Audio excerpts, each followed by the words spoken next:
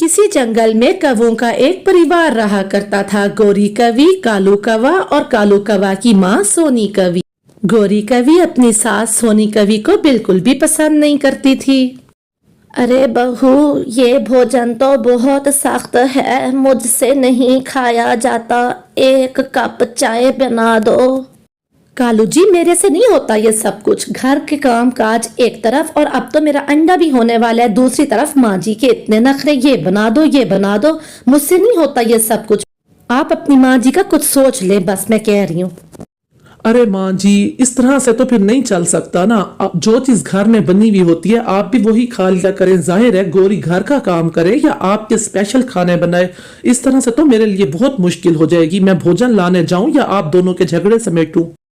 कुछ दिन इसी तरह से ही बीत जाते हैं और फिर एक दिन सुबह ही सुबह गोरी अंडा देती है। कालू जी, बात सीधी है, मैंने अब अंडा भी दे दिया। कुछ दिनों तक अंडे में से हमारा बच्चा भी निकल आएगा। इस छोटे से घर में कितने लोग रहेंगे। अब जो हमारा पहले वाला पुराना घोंसला है आप माँ जी को वहाँ पे भेज दें, वरना मैं अपना अंडा लेके ये घर छोड़ दूंगी। अच्छा चलो, तुम ऐसा करना, माँ जी का सामान पैक करके उन्हें तैयार करवा देना। मैं जब शाम को लौटूंगा तो छोड़ आऊंगा। कालू गोरी की धमकियों से डर जाता है और माँ को घर से निकालने पे राजी हो जाता है। माँ जी, अपना सामान पैक कर लो, जैसे ही कालू जी काम से आएंगे वो तुम्हें लेके पुराने वाले घोंसले में छोड़ आएंगे। अब और कोई बात ना करना। अरे बहू, ऐसा मत करो मेरे साथ, वो घोंसला तो खुला है, मैं कैसे रहूंगी। इसी तरह बातें करते हुए शाम हो जाती है। कालू कौवा भी अपना काम काज करने के बाद घर को लौट आता है। माँ जी चलिए मेरे साथ, मैं आपको पुराने वाले घोंसले में छोड़ के आता हूँ। वो घोंसला भी हमारा ही है, मैंने वो पहले बनाया था इस घर से पहले। तो अब आप वहीं पर ही रहेंगी। आज के बाद मैं और गोरी आपके पास नहीं आया करेंगे। कालू बेटा, देख तो सही इस घोंसले की तरफ, ये तो बिल्कुल खुला है और टूटा फूटा है, मैं कैसे रहूंगी। और मैं भोजन भी तो खुद नहीं ढूंढ सकती, यहाँ मैं कैसे रहूंगी बेटा।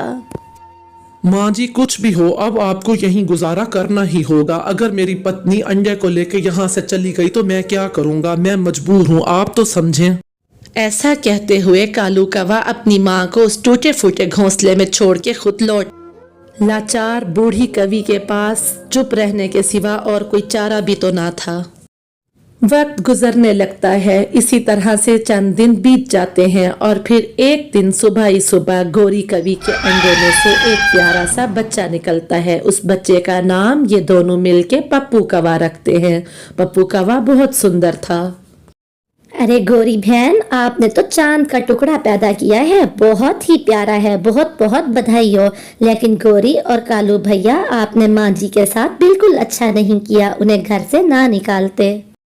बस चिड़िया बस, मैं माँ जी के बारे में एक भी शब्द और नहीं सुनना चाहती। बस अगर तुम्हें इतनी ही हमदर्दी हो रही है उनसे तो तुम खुद क्यों नहीं रख लेती उनको अपने पास। तुम ही रख लो अगर ऐसी बात है तो। हाँ चिड़िया बहन, अब आप गोरी के आगे बार बार माँ जी का नाम ना लो। आज हमारा खुशी का दिन है और मैं नहीं चाहता कि हमारी खुशी किसी भी वजह से खराब हो। इस तरह की तलख बातें सुनने के बाद पारो चिड़िया बहुत निराश होती है और उड़ती हुई उनके घर से आ जाती है। वो सोच लेती है कि यहाँ से सीधा उड़ती हुई वो माँ जी के पास ही जाएगी। बस वो ऐसा ही करती है, वो वहां से उड़ती हुई माँ जी के घोंसले की तरफ जाती है। माँ जी, कालू कौवा और गोरी कवि ने बिल्कुल भी आपके साथ अच्छा नहीं किया, उन्हें आपके साथ ऐसा नहीं करना चाहिए था। आप मेरी माँ जी की बहुत अच्छी सहेली थी, मैं आपको रोज भोजन दे के गया करूँगी। बहुत बहुत धन्यवाद बेटी, मैं इस उम्र में कहाँ उड़ पाऊंगी इतना के भोजन ढूंढ सकूं। अगर ऐसा करो तो बहुत अच्छा होगा। पारो चिड़िया बहुत दुखी थी। वो सोचती है कि एक बेटा अपनी माँ के साथ ऐसा कैसे कर सकता है, लेकिन वो कर भी क्या सकती थी। उड़ती हुई घर को आ जाती है। जंगल में बादलों का बसेरा होने लगता है। चंद दिन के अंदर ही जंगल में जोरदार बारिश शुरू हो जाती है। बारिश से जंगल में खुशहाली आती है। सारे ही पक्षी बहुत खुश होते हैं। अरे वाह, मौसम कितना सुहाना हो गया है, बारिश ने तो दिल ही खुश कर दिया, अब तो बहुत मजा आएगा। और सबसे खुशी की बात तो ये है कि हमारे पप्पू की ये पहली बारिश है। लेकिन जंगल में कोई और भी था जिसके लिए बहुत मुश्किल हो गई थी इस बारिश में। कालू की माँ बहुत दुखी थी और वो बारिश में भीग के बहुत बीमार हो रही थी। अरे बारिश तो रुकने का नाम ही नहीं ले रही और मेरी बूढ़ी हड्डियां इतनी बारिश नहीं सह सकती। कालू के घर जाती हूँ। ऐसा कहते हुए कालू की माँ कालू के घर की तरफ उड़ जाती है। उसे क्या मालूम था कि उसका बेटा इतना संगदिल भी हो सकता है। वो उड़ती हुई कालू कौवे के घर चली जाती है। अरे माँ जी, तुम फिर आ गई। तुम्हें कहा नहीं था कि अब तुम्हारा वही घर है? घोंसला तुम्हें दे तो दिया है, तुम यहाँ क्यों आ गई हो दोबारा से? माँ जी, जो हो गया सो हो गया, तुम्हारा घर अब वही है, यहाँ क्यों आई हो तुम? माँ जी, आप मेरे घर का माहौल खराब करने पे क्यों तुली हुई हैं? जब आपको कह दिया था कि अब से आपका घर वही घोंसला है, तो फिर आप यहाँ पर क्यों लौट आई हैं? मैं फिर से अपने घर में लड़ाई नहीं देख सकता। अरे बेटा, मैं हमेशा के लिए यहाँ नहीं आई। तुम तो जानते हो कि मेरी उम्र बहुत ज्यादा है। बारिश रुक जाए मैं चली जाऊंगी। माँ जी, कुछ भी हो, बारिश रुके ना रुके, मुझे इससे कोई फर्क नहीं पड़ता। बारिश जो एक हफ्ते तक चलती रहे तो क्या एक हफ्ते तक मैं तुम्हें अपने घर में रखूंगी? मैंने तुम्हें एक दफा इस घर से भेज दिया तो बस अब बस कर दो, तुम वापस जाओ। हाँ माँ जी, बस कर दें। अब आप यहाँ से चली जाएं। फिर से मेरे घर में लड़ाई शुरू हो जाएगी और मुझे अपने बेटे और अपनी पत्नी के साथ खुशी से रहने दें। अब आप यहाँ से चली जाएं। और कितनी बेइज्जती बर्दाश्त करोगी? जाओ यहाँ से। कभी बेआस होके उड़ती हुई वापस अपने घोंसले में आ जाती है। बारिश तो पहले से भी ज्यादा तेज हो गई थी और वो बूढ़ी कवि और बर्दाश्त नहीं कर सकती। थोड़ी ही देर में वो बेचारी गिर के बेहोश हो जाती है। ऐसी बुरी औलाद तो ऊपर वाला किसी को भी ना दे। बारिश में भी 2 दिन का सहारा उसे अपने बेटे के घर में ना मिला और वो बेहोश हो गई। इधर कुकू बारिश का नजारा कर रहा होता है और पारो चिड़िया भी बहुत खुश होती है। अरे बाप रे, पता नहीं माँ जी किस हाल में होंगी। कुकू बेटा, आप ऐसा करो, थोड़ी देर यहीं घर में ही रुको, मैं जरा माँ जी को देख के आती हूँ। शाम हो गई है, पता नहीं कालू कौवे की माँ जी कैसी होंगी। फिर पारो चिड़िया कुछ सोचे बिना ही बारिश में तेजी के साथ उड़ने लगती है। वो उड़ती हुई माँ जी के घोंसले की तरफ जा रही होती है। पारो चिड़िया तेजी के साथ उसके घोंसले की तरफ जाती है। अरे बाप रे माँ जी, ये आपके साथ क्या हो गया माँ जी? ऐसे बेटे से तो बेहतर था कि माँ जी का कोई बेटा ना होता। अब मैं ऐसा करती हूँ, माँ जी को उठा के अपने घर ले जाती हूँ, मेरे पास और कोई रास्ता नहीं। कुछ देर बाद उसे होश आ जाता है। माँ जी, अब से मैं ही आपकी बेटी हूँ और ये घर आपका घर है। कुकू की भी नानी के साथ बहुत अच्छी दोस्ती हो जाती है। माँ जी, मैं जानती हूँ आप कालू कौवा और गोरी कवि को याद कर रही हैं, लेकिन मैं आपको गारंटी देती हूँ कि वो ज़रूर शर्मिंदा होंगे और एक दिन आपसे आके माफ़ी मांगेंगे। अब आप मायूस ना हो।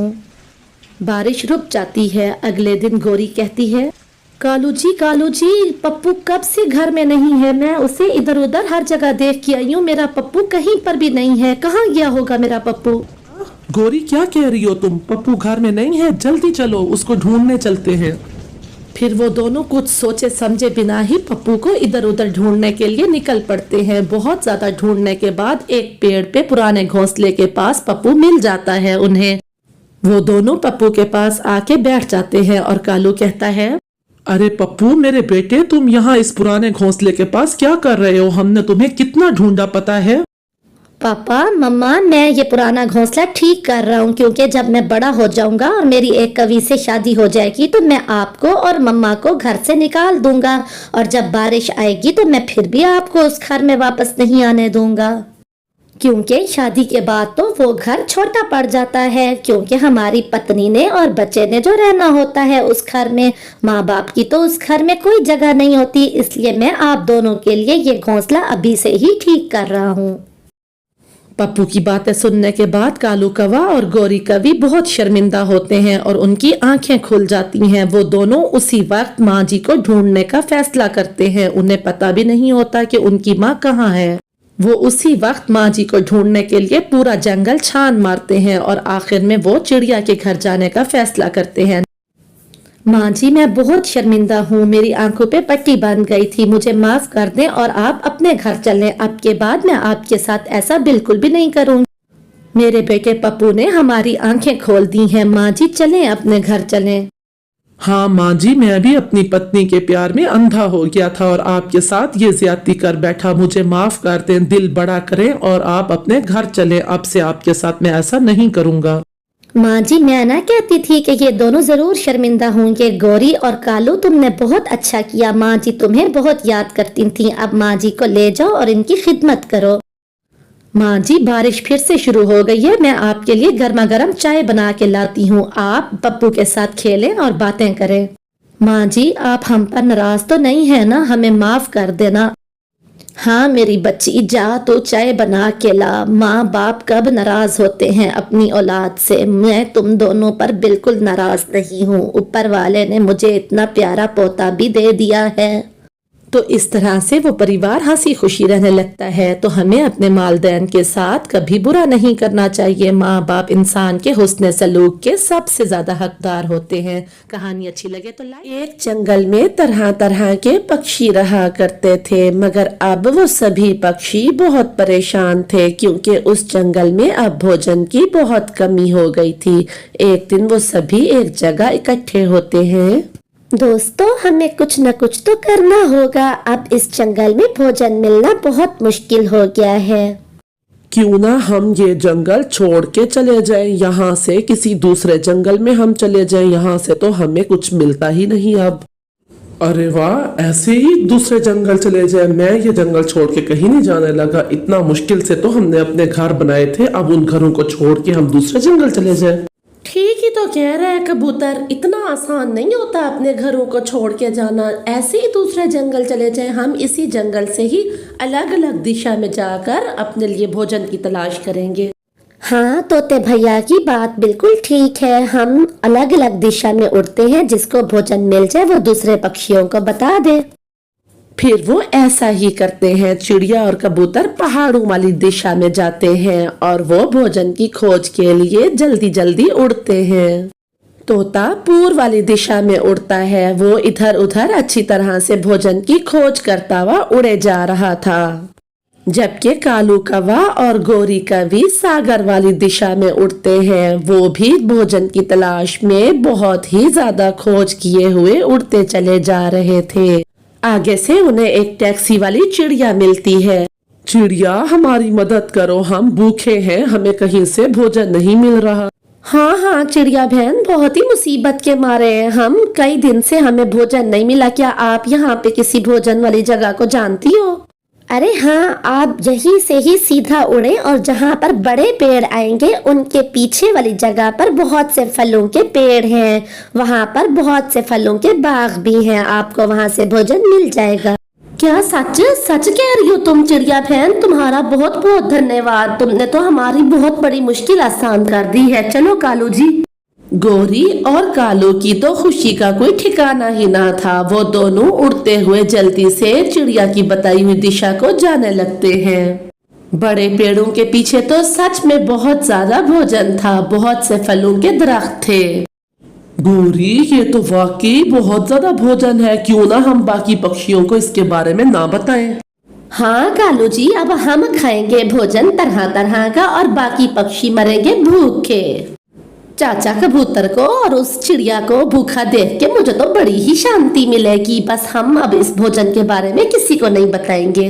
कालू और गोरी को तो समझ ही नहीं आता था कि वो क्या खाएं और क्या ना खाएं। वहाँ तो तरह तरह के फल भी थे और मकाई के सिट्टे भी थे। वो दोनों मजे लेके खाना खाते हैं।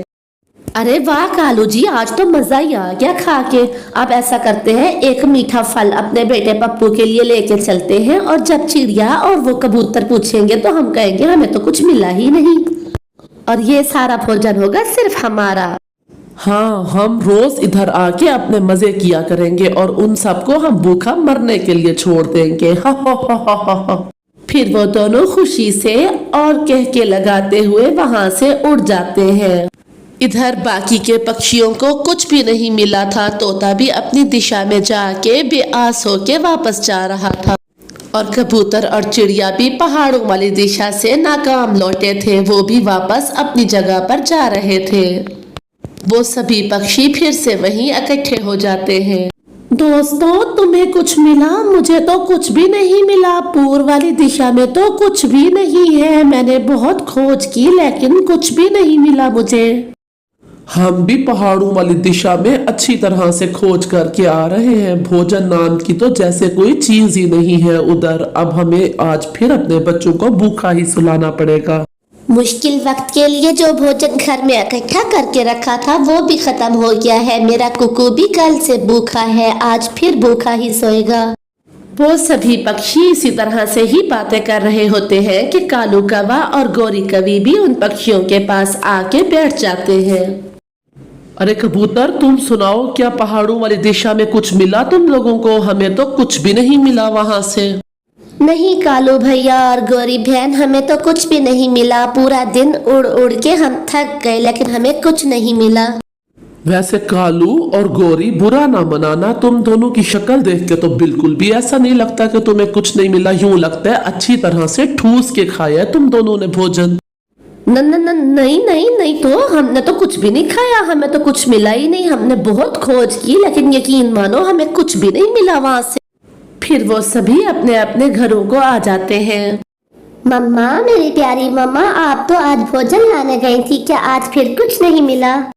हाँ मेरे प्यारे बेटे, मुझे माफ कर दो, मैं आज भी तुम्हारे लिए कुछ नहीं ला सकी। मुझे कुछ भी नहीं मिला। ऐसा लगता है इस जंगल में तो अब भोजन नाम की कोई चीज ही बाकी नहीं है। कल हम दूसरे जंगल जाएंगे और वहाँ से भोजन ला के मैं अपने बेटे को जरूर दूंगी। कोई बात नहीं मम्मा, मैं तो ऐसे ही सो जाऊंगा। मुझे तो ज्यादा भूख भी नहीं लगी। आप भी सो जाए मम्मा। अरे पप्पू, ये लो मेरे प्यारे बेटे, मीठे मीठे अंगूर। तुम्हें बहुत पसंद है ना? मैं तुम्हारे लिए मीठे मीठे अंगूर लेके आया हूँ। लेकिन पप्पू बेटा, किसी भी पक्षी के आगे इस बात का जिक्र ना करना कि मम्मा और पापा आपके लिए मीठे मीठे फल लेके आए थे। हाँ, ताकि सभी वो मरे भूख से और हम खाएं भोजन। वाह, ये तो बहुत मीठे हैं पापा। आप फिक्र न करें, मैं किसी को भी नहीं बताऊंगा। अगली सुबह पक्षी फिर से एक जगह इकट्ठे होते हैं।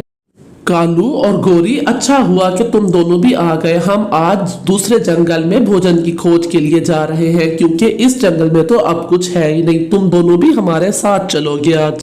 कोई जरूरत नहीं है इसकी। मैं आज अपनी माँ के घर जा रही हूँ। मैं अपने मेके जा रही हूँ और कालू भी मेरे साथ मेरे मेके जाएगा। तुम लोग अकेले ही जाओ दूसरे जंगल। हम सब यहाँ भूख से मर रहे हैं और तुम अपने मेके जाने की बात कर रही हो।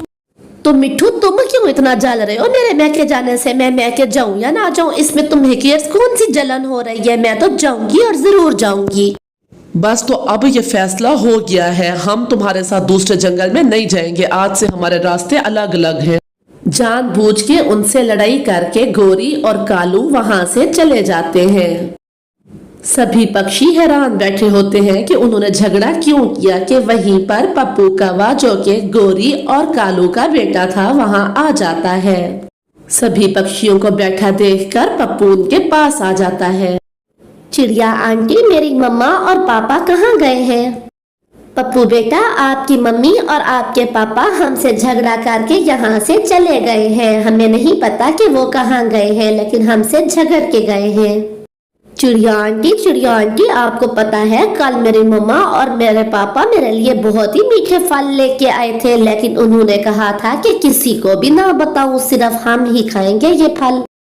पप्पू, क्या सच में तुम्हारी मम्मी और तुम्हारे पापा तुम्हारे लिए फल लेके आए थे? तुम्हें कोई गलतफहमी तो नहीं लग रही? क्या सच कह रहे हो तुम?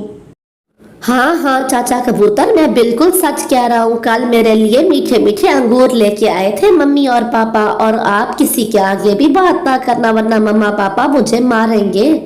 अच्छा, तो अब सारी कहानी समझ में आ गई है। चलो साथियों, हम उनका पीछा करते हैं। फिर वो सभी पक्षी तेजी के साथ उड़ते हुए कालू कौवा और गोरी कवि के पीछे जाते हैं और वो वहीं चले जाते हैं जहां पर बैठ के वो मजे से फल खा रहे थे। सभी पक्षियों को अपने पीछे बैठा देख के गोरी कवि और कालू कौवा एकदम से चौंक जाते हैं। लेकिन अब क्या हो सकता था? वो दोनों तो रंगे हाथों पकड़े गए थे। अब उनके पास कोई बहाना भी नहीं था। अगर तुम दोनों इस तरह की हरकत ना करते, हम सब मिलकर ये भोजन खाते, तो इस भोजन ने खत्म नहीं हो जाना था। मिल बांट के खाने से भोजन हमेशा बढ़ता है, खत्म नहीं होता। तुम दोनों ने साबित कर दिया कि तुम दोनों बहुत बुरे पक्षी हो। हमें माफ कर दो, हम ये समझ रहे थे कि अगर तुम सबको भी यहाँ का पता चल गया तो भोजन जल्दी खत्म हो जाएगा। मिल बांट के खाने से कभी भी भोजन जल्दी खत्म नहीं होता, बल्कि उसमें बरकत पड़ती है और वो बढ़ता है पहले से भी ज्यादा। फिर सभी पक्षी अपने अपने पसंद के फल तोड़ के खाने लगते हैं और कालू और गौरी बहुत शर्मिंदा होते हैं क्योंकि वो पूरे जंगल में अब किसी को मुंह दिखाने के लायक ही नहीं रहे थे।